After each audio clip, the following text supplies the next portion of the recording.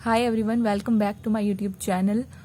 और आज हम इस वीडियो में पढ़ने वाले हैं microbes in human welfare class 12 के एनसीईआरटी का चैप्टर। इसके बहुत ही शॉर्ट नोट्स इस चैप्टर में आपको प्रोवाइड किए जाएंगे। And if you are new to this channel then please subscribe the channel and if you like the video then press the like button. So chapter है microbes in human welfare. तो microbes का नाम जैसे ही आता है लगता है they are the disease causing organisms, और ये डिसीज कोज करते हैं ह्यूमंस में, प्लांट्स में, एनिमल्स में। But this chapter is all about कि माइक्रोब्स कैसे हमारे लिए बहुत ज़्यादा यूजफुल होते हैं। So besides microscopic plants and animals, microbes are the major components of biological systems on this earth. तो बायोलॉजिकल सिस्टम जितने भी अर्थ पे उनका एक मेजर कंपोनेंट होते हैं microbes, and they are present everywhere, soil में, एयर में, वाटर में, इनसाइड आवर बॉडीज, और दूसरे एनिमल्स में, प्लांट्स में भी होते हैं। इवन एट साइट्स जहाँ पे कोई दूसरी लाइफ फॉर्म्स पॉसिबली एग्जिस्ट ही नहीं कर सकती, like deep inside the geysers, जिन्हें थर्मल वेंट्स भी हम कह सकते हैं, वेयर टेम्परेचर में be as high as 100 degree Celsius. Deep in the soil, under the layers of snow, highly acidic environments में भी माइक्रोब्स पाए जा सकते हैं। And microbes are diverse like protozoa, bacteria, fungi, microscopic plant viruses, viroids, prions. Prions are the proteinaceous infectious agents. And microbes like bacteria and fungi, they can be grown on nutritive media to form colonies which can be seen with the naked eyes. तो ये जो microbes हैं जैसे कि bacteria हो गए, fungi हो गए, इन्हें हम ग्रो भी करवा सकते हैं लैब में न्यूट्रिटिव मीडिया पे। Now microbes in house hold products, तो हमारे हाउस होल्ड में कैसे कैसे ये यूज़ होते हैं माइक्रोब्स।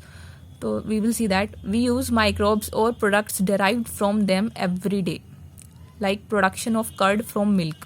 तो जो कर्ड बनती है मिल्क से वो भी एक माइक्रोबियल प्रोसेस ही है। और माइक्रो ऑर्गेनिज्म जो यूज होता है इस प्रोसेस में वो है लैक्टोबैसिलस या लैक्टिक एसिड बैक्टीरिया, लैब भी से प्रोनाउंस करते हैं, लैक्टिक एसिड बैक्टीरिया। सो ये ग्रो करता है मिल्क में और उसे कर्ड में कन्वर्ट कर देता है। मैकेनिज्म कैसे कैसे है, lab produces acid that coagulate and partially digest the milk proteins। तो ये एक एसिड बनाता है ये bacteria which coagulate and partially digest कर देता है वो मिल्क प्रोटीन को। And small amount of curd अगर हम ऐड कर दें मिल्क में, जो सर्व करता है इनोकुलम और starter, and it contains millions of lactic acid bacteria होते हैं स्मॉल अमाउंट ऑफ कर्ड में। एंड वो millions of lab suitable temperature पे मल्टीप्लाई करते हैं एंड कन्वर्ट कर देते हैं मिल्क को कर्ड में, ठीक है, जिससे कि जो न्यूट्रिशनल क्वालिटी है वो भी इंक्रीज हो जाती है। विटामिन B12 की न्यूट्रिशन क्वालिटी बहुत ज़्यादा इंक्रीज हो जाती है। हमारे स्टमक में भी लैब प्ले करता है beneficial role in checking disease causing microbes. And जो डो होता है ना, जो डोजा इडली बनाने में यूज़ होता है डो, तो उसका भी फर्मेंटेशन जो है that is done by bacteria, ठीक है। और बैक्टीरिया से किया जाता है उसका भी फर्मेंटेशन उस डो का। एंड पफ्ड अप अपीयरेंस जो होता है डो का वो होता है because of the production of CO2 gas, ठीक है। और डो फॉर मेकिंग ब्रेड, जो ब्रेड बनाने में काम आता है डो, उसका फर्मेंटेशन किया जाता है बाय बेकर्स ईस्ट, जिसका साइंटिफिक नेम है Saccharomyces cerevisiae, okay, commonly known as baker's yeast. Toddy क्या है, टोडी एक ट्रेडिशनल ड्रिंक है जो कि बहुत कॉमन होती है साउथ इंडिया में। And it is made by fermenting sap from palms. तो पाल्म ट्री से सैप निकाल के उसे फर्मेंट करके इस ड्रिंक को तैयार किया जाता है, name toddy. Next household product है जिसमें माइक्रोब्स का यूज होता है वो है चीज़। आप सबको बहुत पसंद होगा चीज़, राइट। सो डिफरेंट वेराइटीज़ के चीज़ मिलते हैं because of different microbes used. जौन सा माइक्रोब आप यूज़ करोगे उसी डिफरेंट फ्लेवर का, डिफरेंट टेक्सचर का चीज़ हमें मिल जाता है। जैसे कि स्विस चीज़, तो स्विस चीज़ में लार्ज होल्स होते हैं due to the production of CO2 gas. And bacteria जो इसके उसमें यूज़ होता है फर्मेंटेशन में वो होता है प्रोपियोनी बैक्टीरियम शर्मनई, ठीक है। स्विस चीज़ को बनाने में जो बैक्टीरिया का यूज़ किया जाता है वो होता है प्रोपियोनी बैक्टीरियम शर्मनी। दूसरा टाइप का चीज़ है रोकीफोर्ट चीज़। इसको राइप किया जाता है by growing a specific fungi on them which gives a particular flavour to this cheese. ठीक है, इसे ग्रो करवाया जाता है, एक स्पेसिफिक फंगी उस पर ग्रो करवा के, जो कि इसे एक पर्टिकुलर फ्लेवर देता है इस चीज़ का, रोकीफोर्ट चीज़ का। Microbes in industrial products. अब हम देखेंगे कि इंडस्ट्री में कौन कौन से प्रोडक्ट्स हम बना सकते हैं यूजिंग माइक्रोब्स।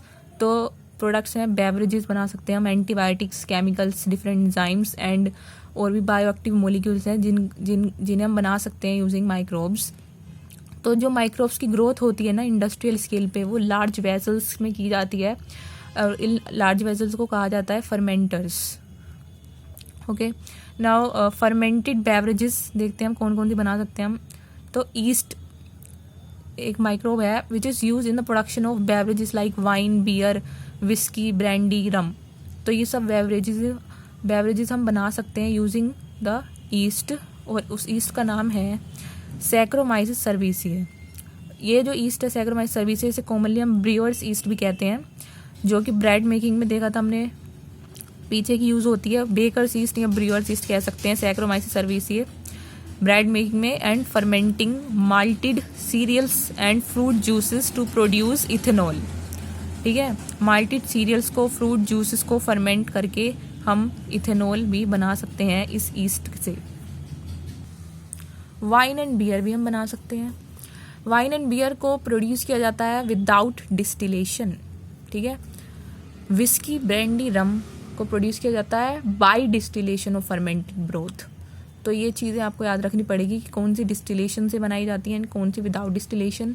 तो वाइन एंड बियर को बनाया जाता है without distillation, and whisky, brandy, rum, ये तीनों वैरायटी को बनाया जाता है by distillation of fermented broth. Next product है हमारा antibiotics. So antibiotics are the chemical substance produced by some microbes and they can kill or retard growth of other disease causing microbes। तो antibiotics ऐसे chemical substance हैं जिन्हें हम microbe से ही produce करते हैं, और ये दूसरे जो डिसीज कॉजिंग माइक्रोब्स होते हैं उन्हें ही किल करने में यूज़ होते हैं एंटीबायोटिक्स। तो एंटी जो है, एंटीबायोटिक बेसिकली देखें तो जो इसमें एंटी वर्ड है वो ग्रीक वर्ड होता है जिसका मतलब होता है अगेंस्ट, एंड बायो का मतलब होता है life. So together they mean against life, but against life किसके against life? In context of disease causing organism. So disease causing organism के ये अगेंस्ट लाइफ होते हैं, and with reference to human beings they are pro life. ठीक है, तो first antibiotic जो discover की गई थी वो थी पेनिसिलिन, और ये एक चांस डिस्कवरी थी by Alexander Fleming. Alexander Fleming ने सबसे पहले एंटीबायोटिक डिस्कवर की थी पेनिसिलिन, वो एक चांस डिस्कवरी थी। तो अब हम देखेंगे डिस्कवरी ऑफ पेनिसिलिन। तो अलेक्जेंडर फ्लेमिंग जो थे वो वर्क कर रहे थे एक बार एक बैक्टीरिया पे जिसका नाम था स्टेफिलोकोकी बैक्टीरिया, और उन्होंने ऑब्जर्व किया एक mould growing in one of his unwashed culture plate around which this bacteria could not grow. ठीक है, उन्होंने क्या करा, वो एक बार इस बैक्टीरिया पे वर्क कर रहे थे, तो उन्होंने अपनी एक अनवॉश्ड कल्चर प्लेट में देखा कि एक माउल्ट ग्रो कर रहा था जिसके अराउंड में ये बैक्टीरिया ग्रो नहीं कर पा रहा था, ये वाला staphylococci bacteria. So he found that it was due to the chemical produced by this mould, and he named that chemical penicillin after the mould penicillium notatum. तो जो वो माउल्ट था वो था पेनिसिलियम नोटेटम का। तो इस माउल्ट के नेम के बेसिस पे उन्होंने जो केमिकल प्रोड्यूस कर रहा था ये माउल्ट, इस केमिकल को नाम दे दिया उन्होंने पेनिसिलिन। तो ऐसे फर्स्ट एंटीबायोटिक का डिस्कवर किया गया। Its full potential as an effective antibiotic establish की गई by Ernst J and Howard Florey, and it was used to treat American soldiers जो कि वुंडेड हो गए थे वर्ल्ड वॉर सेकंड में। फ्लेमिंग, चेन एंड फ्लोरे को नोबेल प्राइज दिया गया था इस डिस्कवरी के लिए 1945 में। ठीक है, antibiotics has improved our capacity to treat deadly disease. तो एंटीबायोटिक्स का यूज़ करके काफ़ी सारी डेडली डिसीज़ से लड़ने की कैपेसिटी इम्प्रूव हो चुकी है, लाइक प्लेग, वूपिंग कफ जिसे काली खांसी कहते हैं, डिप्थीरिया जिसे गलघोटू कहते हैं, एंड लेप्रोसी कुष्ठ रोग कहते हैं जिसे। ठीक है, प्लेग, वूपिंग कफ, काली खांसी, डिप्थीरिया, गलघोटू, लेप्रोसी, कुष्ठ रोग, इन सारी डेडली डिसीज़ से लड़ने की कैपेसिटी इम्प्रूव किया है एंटीबायोटिक्स ने। अब देखते हैं हम कुछ एसिड प्रोड्यूसिंग माइक्रोब्स जिनका हम यूज़ करते हैं एसिड बनाने में, लाइक सिट्रिक एसिड। तो सिट्रिक एसिड को बनाया जाता है बाय यूजिंग अ फंगस जिसका नाम है एस्परगाइलस नाइगर। एस्परगाइलस नाइगर जो कि एक फंगस है, इससे हम बनाते हैं सिट्रिक एसिड। और बाकी जो तीन एसिड और दिए हैं एनसीईआरटी में, वो तीनों को यूज़ किया गया है बैक्टीरिया से बनाया जाता है इनको। बस सिट्रिक एसिड है जिसे हम फंगस से बनाते हैं। सो एसिडोबैक्टर एसिटी को बनाया जाता है बैक्टीरिया एसिटिक एसिड को बनाया जाता है बैक्टीरिया एसिटोबैक्टर एसिटी से। एंड ब्यूटरिक एसिड को बनाया जाता है by bacteria clostridium butylicum. And lactobacillus is used in the production of lactic acid. Acetic acid के लिए एसिटोबैक्टर एसिटी, ब्यूटरिक एसिड के लिए क्लोस्ट्रीडियम ब्यूटिलिकम, लैक्टिक एसिड के लिए लैक्टोबैसिलस बैक्टीरिया का यूज़ किया जाता है। अब हम देखेंगे कुछ एंजाइम प्रोड्यूसिंग माइक्रोब्स जिनका यूज़ होता है एंजाइम्स बनाने में, लाइक लाइपेजेस एंजाइम है, ठीक है, जिनका जो माइक्रोब से बनते हैं लाइपेजेस। और ये यूज़ करते हैं हम डिटर्जेंट फॉर्मुलेशंस में which remove oily stains from the laundry. ठीक है, लाइपेजेस का यूज़ किया जाता है डिटर्जेंट फॉर्मुलेशन में। एंड जो बोतल जूस होते हैं जो हम मार्केट से लाते हैं वो बहुत क्लियर होते हैं, तो उन जूसेस को क्लैरिफाई किया जाता है by use of pectinases and proteases. ठीक है, बोतल जूसेस को क्लैरिफाई करने के लिए जो एंजाइम का यूज़ होता है वो होते हैं पैक्टिनेसिस एंड प्रोटीएसिस। नेक्स्ट हमारा है एंजाइम स्ट्रेप्टोकाइनेज को बनाया जाता है बाय बैक्टीरिया स्ट्रेप्टोकोकस एंड इसे यूज़ किया जाता है एज अ क्लोट बस्टर। ये क्या काम करता है? स्ट्रेप्टोकाइनेज रिमूव करता है clots from the blood vessels of the patients who have undergone myocardial infection which leads to heart attack.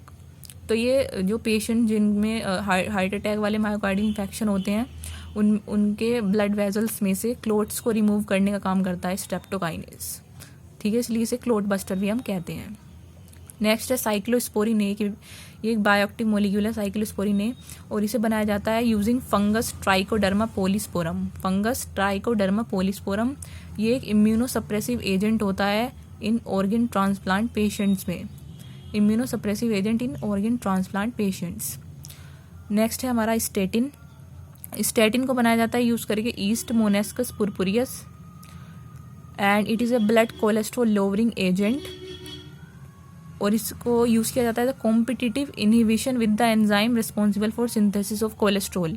तो जो एंजाइम हमारी बॉडी में कोलेस्ट्रॉल का सिंथेसिस करता है उसके साथ ही कॉम्पिटिटिवली इनहिबिट करता है स्टेटिन और कोलेस्ट्रॉल को बनने से रोकता है। एंजाइम के साथ फाइट करता है, कॉम्पिटिटिव इनहिबिशन कर देता है एंजाइम का, तो कोलेस्ट्रॉल का सिंथेसिस रुक जाता है। ठीक है, इसलिए इसे कहा जाता है ब्लड कोलेस्ट्रॉल लोअरिंग एजेंट।